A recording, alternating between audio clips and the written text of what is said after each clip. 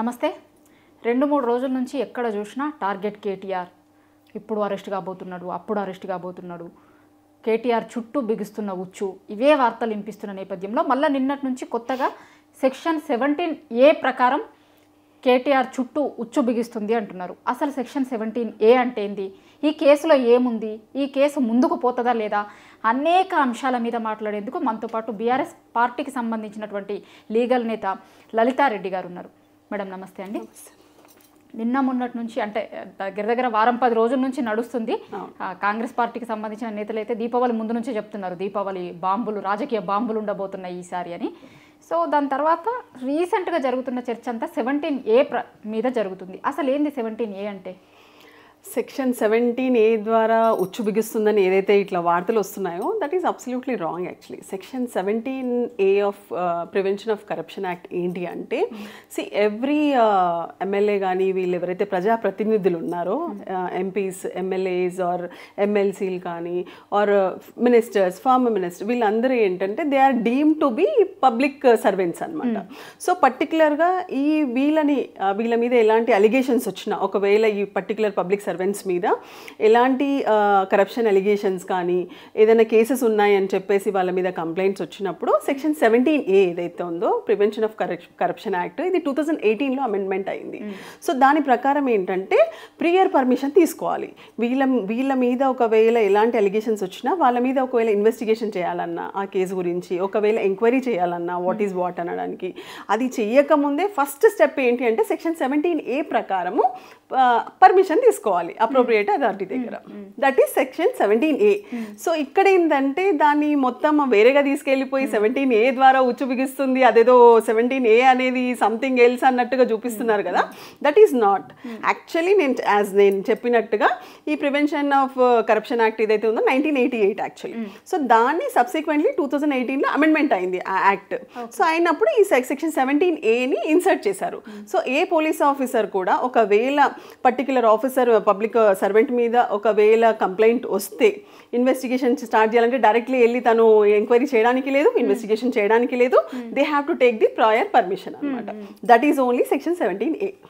గతంలో చంద్రబాబు విషయంలో కూడా చూసినట్టున్నాం. Yeah exactly. చంద్రబాబు నాయుడు కేసులో ఏమైందంటే సెక్షన్ 17Aని కంప్లై చేయలేదు. So non compliance of section 17A వల్ల తనకి ఎక్కడ రెమెడీ దొరికింది సుప్రీంకోర్టులో. అట్లా అయింది. సో ఇప్పుడు కూడా అట్లనే ఏమన్నా దొరుకుతుందేమో అని, అట్లాంటివి కూడా దొరకకుండా ఉండాలి అనేటువంటి ఉద్దేశంతో ఇవన్నీ కూడా పెడుతున్నారు మేబీ. అంటే it is as per act only. So as per act అంటే ఏంటి అంటే compulsory they have to follow when any allegation made against such person, అంటే ఎవరైతే పబ్లిక్ సర్వెంట్ ఉన్నారో కంపల్సరీ ఈ ప్రొసీజరే ఫాలో కావాల్సిందే.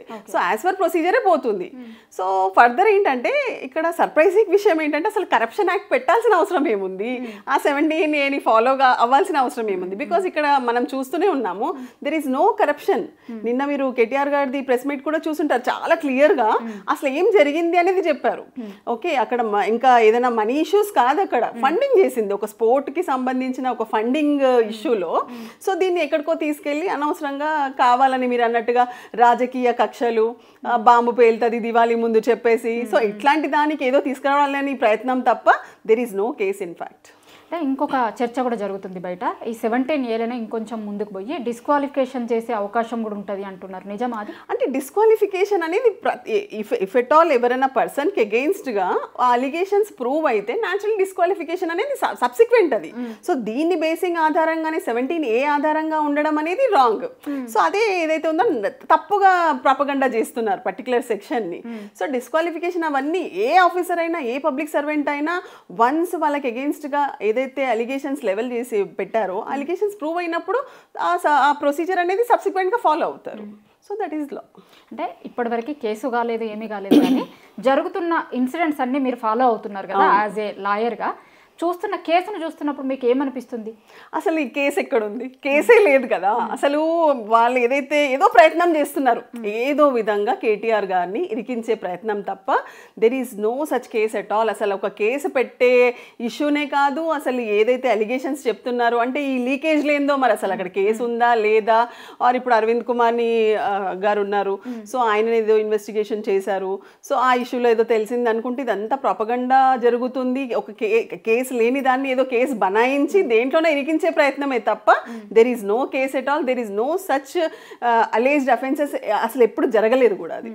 ఇట్లాంటివి ఒకవేళ వస్తే గనక నిలబడితే అసలు ఇట్లాంటి కేసులు అబ్సల్యూట్లీ నిలబడవు. ఇప్పుడు నిన్న కేటీఆర్ గారు చాలా క్లియర్గా అసలు స్టెప్ బై స్టెప్ ఏం జరిగింది అనేది చాలా క్లియర్గా చెప్పారు. సో అవన్నీ ఒకవేళ కన్సిడరేషన్లోకి తీసుకుంటే కేసు నిలబడదు కదా. ఇట్లాంటి ఫాల్స్ కేసెస్ని అనవసరంగా ఇనిషియేట్ చేసి లాడ్జ్ చేసి దీన్ని మళ్ళీ ప్రియర్ పర్మిషన్స్ తీసుకొని ఒక కేసుగా బనాయించి తనని ఏమంటారు ఒకవేళ కావాలని జ్యుడిషియల్ రిమాండ్కి ఏమైనా పంపించాలనుకుంటే పంపించి, సో ఎన్ని వ్యవస్థలని అస్తవ్యస్తం చేస్తున్నారు వీళ్ళు. ఎంత అంటే అన్డ్యూ అడ్వాంటేజ్ చూడండి. ఓన్లీ వాళ్ళకి ఒక పొలిటికల్ ఏమంటారు రివెంజ్ తీసుకోవాలి. పొలిటికల్ రివెంజ్ తీసుకోవడానికి వీళ్ళ పాకెట్లో ఉన్నట్టుగా ఈ పోలీస్ వ్యవస్థని అంత మిస్యూటిలైజ్ చేస్తున్నారు అనవసరంగా కేసెస్. సో ఇప్పుడు కోర్టు న్యాయ వ్యవస్థది ఎంతో ప్రెషియస్ టైం అది. ఇట్లాంటి తప్పుడు కేసులు బనాయించి కోర్టు యొక్క అంత ప్రెషియస్ టైంని వేస్ట్ చేసే హక్కు వీళ్ళకి ఎక్కడుంది పొలిటికల్ లీడర్స్కి? సో ఇప్పుడు రేవంత్ రెడ్డి గారు కానీ వాళ్ళ మినిస్ట్రీ కానీ ఏదైతే ఫాల్స్ కేసులో ఇరికించాలనుకుంటున్నారో దాని గురించి ఇంతమంది పబ్లిక్ ఆఫీసర్స్ని అందరినీ దాంట్లో ఇన్వాల్వ్ చేసి టైం వేస్ట్ తప్ప అసలు ఏం వచ్చేది లేదు, ఇందులో నుంచి ఏం పోయేది లేదు. అంటే చివరిగా లీగల్ సెల్ నుంచి ఉన్నటువంటి వ్యక్తిగా మీరు ప్రిపేర్డ్గా ఉన్నారా రాజకీయ బాంబులను ఎదుర్కొనేందుకు పార్టీ పరంగా? తప్పకుండా ఏ బాంబులు వేస్తారో, రాజకీయ బాంబులు వేస్తారో, రాజకీయ అణుబాంబులు వేస్తారో, ఏది ఉన్నా కూడా లీగల్ సెల్ చాలా ఫర్మ్గా ఉంది. తప్పకుండా మేము స్ట్రాంగ్ ఫైట్ ఇస్తాం. సో అన్నిటినీ ఎదుర్కొంటాం మేము. థ్యాంక్ యూ అండి. Thank you.